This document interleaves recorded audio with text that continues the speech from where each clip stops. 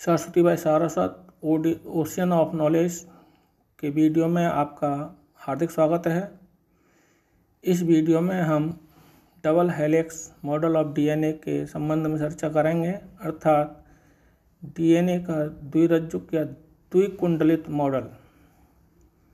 ठीक है, यह डीएनए की त्रिविमीय संरचना को प्रदर्शित करता है। तो डीएनए की संरचना से संबंधित जो मॉडल प्रस्तुत किया गया था, इसके बारे में अध्ययन कर रहे हैं।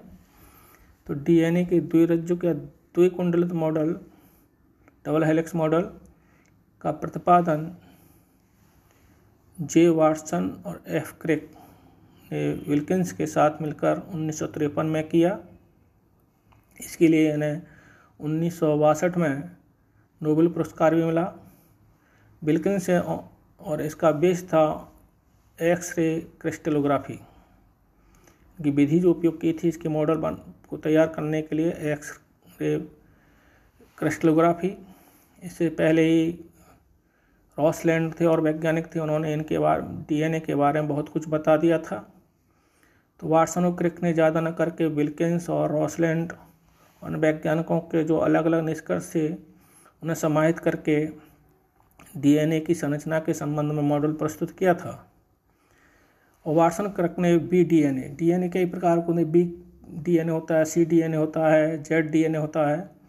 तो वाटसन और क्रिक ने बी डीएनए की संरचना के संबंध में मॉडल दिया था, बी डीएनए का मॉडल दिया था 3 डायमेंशनल। तो इसमें विशेषता क्या क्या है वो देखनी है। Number 1, DNA molecule double helix stand anti parallel clockwise. DNA molecule जो है द्विरज्जुक होता है, द्विकुंडलित होता है। उसमें रज्जु जो बने होते हैं लेटरल होते हैं, 2 होते हैं। एंटी पैरेलल का प्रति समानांतर विपरीत होते हैं। जैसे आपको संरचना में बताया था कि कार्बन शर्करा के मॉलिक्यूल से 3 to 5 और 5 to 3 एक दूसरे के विपरीत लगे होते हैं आमने सामने की रज्जुकों में, चेन्स में। तो इस प्रकार के अवस्था को एंटी पैरेलल प्रति समानांतर कहते हैं। और क्लॉकवाइज जो आज में इसमें एटन जो होगी, ठीक, ये राइट हैंडेड डीएनए कहा जा सकता है बी डीएनए को, या क्लॉकवाइज डीएनए कहेंगे। इसके बाद आगे लेंथ ऑफ पिच, एक कुंडली की लंबाई जो है 34 एंगस्ट्रम, और डीएनए अणु का जो व्यास होता है 20 एंगस्ट्रम होता है। डिस्टेंस ऑफ 2 बेस पेयर्स, और इसमें जो बेस पेयर होते हैं एक कुंडली में, एक पिच में, वो 10 जोड़ी होते हैं। और 2 बेस पेयरों के बीच की जो दूरी होती है वो 3.4 एंगस्ट्रम होती है। ये दूसरा बिंदु अच्छी तरह से आपको समझना भी चाहिए और याद भी करना चाहिए। इसी से संबंधित शॉर्ट आंसर टाइप क्वेश्चन आ जाते हैं, या नीट में क्वेश्चन आ जाएंगे आपके लिए। ठीक है, तो डायमीटर जब 20 एंगस्ट्रम है तो डीएनए मॉलिक्यूल की रेडियस कितनी होगी, त्रिज्या कितनी होगी, भाई ये भी पूछ सकता है। तो आप इस पर ध्यान रखें कि आधी होती है रेडियस डायमीटर की, तो 10 एंगस्ट्रॉम होगी। और रेडियस आप यहाँ लिख देंगे तो डायमीटर निकाल सकते हैं। और जैसे बताया कि एक पिच की लंबाई 34 एंगस्ट्रॉम होती है, और एक पिच में कुंडली में 10 पेयर्स न्यूक्लियोटाइड्स होते हैं।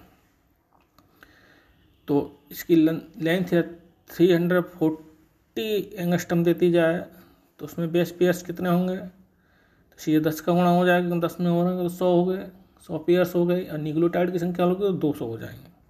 तो ऐसे क्वेश्चन आ जाते हैं पेपरों में, एग्जाम में, तो उसका ध्यान रखें। तीसरा बिंदु, प्यूरिन्स और प्राइमिडिन्स बराबर होती हैं। डीएनए मॉलिक्यूल प्यूरिन्स और प्राइमिडिन्स की संख्या, उनकी संख्या बराबर होती है।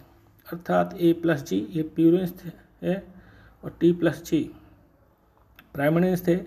इनकी संख्या बराबर होगी एडेनिन, ग्वानिन और बराबर थायमिन और साइटोसिन। ठीक, और दूसरी बात है कि ए से सदैव जी डबल बॉन्ड से जुड़ता है, एडेनिन सदैव थायमिन से डबल बॉन्ड से जुड़ता है, और जी से सी सदैव ट्रिपल बॉन्ड से जुड़ता है। 2 दिखा रखे हैं, इसमें तीसरा पॉइंट नहीं बन पाया है। ठीक, और इसके बाद की बात यह है कि A+G adenine guanine upon T+C का रेशियो जो होता है एक होता है निश्चित होता है, एक जाति के लोगों के लिए एक स्पेसिफिक जो जाति है उनके लिए कांस्टेंट होता है सदैव, दूसरी जाति के लिए दूसरी तरह का होगा। A+G और T+C का जो रेशियो होता है प्रत्येक जाति के लिए निश्चित होता है, इससे उस जाति का हम ज्ञान प्राप्त कर सकते हैं। ये तीसरा बिंदु जो है चारगाफ नामक वैज्ञानिक थे, उन्होंने दिया। उनके नियम है, चारगाफ के लॉ के अनुसार ये 3 बिंदु आते हैं, प्रेमिनेंस और प्यूरेंस बराबर होते हैं संख्या में, ठीक है। ए सदैव टी से जुड़ता है, एडेनिन सदैव थायमिन से जुड़ता है, तो ग्वानिन सदैव साइटोसिन से जुड़ता है। और एडेनिन प्लस ग्वानिन और रेशियो थायमिन प्लस साइटोसिन का जो रेशियो होता है कांस्टेंट होता है, एक नहीं कांस्टेंट होता है, निश्चित होता है प्रत्येक जाति के लिए। चौथी बात ये बताइए आपको कि इसमें एडेनिन और थायमिन डबल हाइड्रोजन बॉन्ड से जुड़े रहते हैं और ग्वानिन और साइटोसिन ट्रिपल हाइड्रोजन बॉन्डों से जुड़े होते हैं। 5वीं विशेषता, one pitch have 10 pairs nucleotides. एक कुंडली, पिच का मतलब कुंडली में 10 जोड़ी न्यूक्लियोटाइड्स होते हैं, तो न्यूक्लियोसाइड्स भी 10 जोड़ी होंगे, ठीक। 10 जोड़ी का मतलब 20 से है, और जितनी भी लेंथ आपकी डीएनए की पहुँचे उसमें न्यूक्लियोटाइड की संख्या पूछेगा तो उससे आप गुणा भाग करके मैथमेटिक्स लगाएंगे वहाँ पर, बायोलॉजी नहीं। 6वीं विशेषता, डीएनए मॉलिक्यूल है major groups and minor groups due to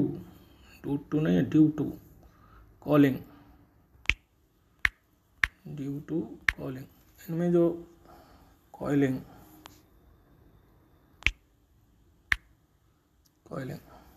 इनमें ऐठन जो तो ऐठ जाता है, कॉइलिंग हो जाती है डीएनए मॉलिक्यूल्स की दोनों रज्जुकों की, तो इस क्रम से इसमें मेजर गहरे गड्ढे और छोटे गड्ढे बन जाते हैं, ठीक है। 7वीं विशेषता, deoxyribo molecule join by phosphodiester bonds. Deoxyribo molecule join by phosphodiester bond to form lateral strand, मतलब पार्श्व रज्जुक जो होते हैं जिसे बैकबोन कहते हैं डीएनए की, ठीक, वो इसमें डाइऑक्सीराइबोज के जो मॉलिक्यूल्स हैं फॉस्फोडाइएस्टर बंधों से जुड़े होते हैं। Direct sugar carbon in polynucleotide chain 3 to 5 और 3 कार्बन से 5 कार्बन की तरफ है एक, तो दूसरी कैसी होगी, एंटी पैरेलल बताया वहाँ पर, 5 से 3 होगी, ठीक। एक दूसरे के विपरीत होती हैं, इस बात का ध्यान रखना। शुगर फॉस्फोएस्टर है अपोजिट पोलरिटी। फॉस्फोएस्टर जो है इसी आधार पर इनकी पोलरिटी बात की है कि ध्रुवता प्रतिध्रुवता होती है इनमें, ठीक। ये डीएनए की संरचना के स्ट्रक्चर के बारे में, मॉडल के बारे में दे रखा है। इनमें सीढ़ी नुमा बना रखा लेडर शेप्ड, इसे यदि ऐड दिया जाएगा तो ये दूसरा जो मॉडल है ये बात दी गई है। इसमें व्यास दे रखा है 2 नैनोमीटर दे रखा है, 2 नैनोमीटर मतलब 20 एंगस्ट्रम, ठीक। डायरेक्ट में से 3 से 5 के लिए जा रहा है और 5 से 3 के लिए जा रहा है, 5 to 5 नहीं है और 3 to 3 नहीं है, ठीक है। 2 नाइट्रोजन बेस पेयरों की जोड़ी के बीच की दूरी नीचे से उठाएं तो 0.34 नैनोमीटर दे रखा है, तो 3.4 एंगस्ट्रम हो जाएगा। माइनर ग्रुप छोटे गड्ढे हो गए, मेजर ग्रुप बड़े गड्ढे हो गए। नाइट्रोजन बेस आपको इंडिकेट कर रखे हैं इनके सिंबल से। और एक कुंडली कहाँ से कहाँ तक होती है इस बात का ध्यान रखें, आधी कुंडली पे कभी निगाह न दें, पूरी कुंडली कहाँ से कहाँ 3.4 नैनोमीटर की बताइए आपको, तो 34 एंगस्ट्रम हो जाएंगे। शुगर फॉस्फेट बैकबोन बताया इन्होंने, जो रज्जुक कहते हैं वो बैकबोन के नाम में दे दिया, और इससे भी अच्छा मॉडल ये है। शुगर फॉस्फेट बैकबोन, शुगर के मॉलिक्यूल्स फॉस्फेट अणुओं के द्वारा फॉस्फोडाइएस्टर बंधों से जुड़े हुए हैं। इनमें एडिन बेस पेयर दिखा रखे हैं, हाइड्रोजन बॉन्ड है, जैसे एडिन और थायमिन पहले दिखा रखा है, नीले वाले पोर्शन में देखें। हाइड्रोजन बॉन्ड डबल जोड़ रखे हैं, और ग्वानिन से साइटोसिन ट्रिपल बॉन्ड से जुड़ रखा है, डॉट डॉट करके दिखा रखा है, और दूरी बढ़ा दी इनमें। तो इसी प्रकार से ए टी से या टी ए से और जी सी से या सी जी से क्रमशः 2 और 3 हाइड्रोजन बॉन्डों से जुड़े होते हैं, ठीक है। और ये कुंडलित होने के बाद आपके लिए ये संरचना बनती है। तो ये ऊपर वाली संरचना आपको डीएनए के स्ट्रक्चर के लिए बहुत ही अच्छी है, बहुत ही सुंदर है।